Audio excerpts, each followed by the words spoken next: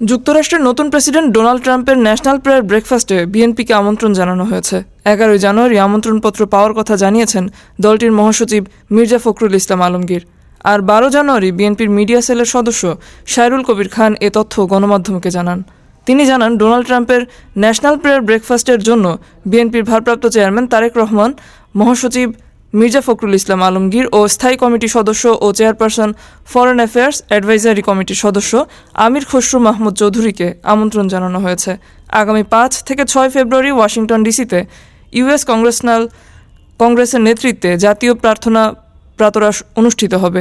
National prayer breakfast ইভেন্টটি মূলত খ্রিস্টান ব্যক্তিত্ব, পাদ্রী, নির্বাচিত কর্মকর্তা এবং উদ্যোক্তাদের একটি সমাবেশ, যা সাধারণত ফেব্রুয়ারির প্রথম বৃহস্পতিবার ওয়াশিংটন ডিসিতে অনুষ্ঠিত হয়। বার্ষিক অনুষ্ঠানটি প্রথমে প্রেসিডেন্সিয়াল প্রেয়ার ব্রেকফাস্ট নামে পরিচিত ছিল।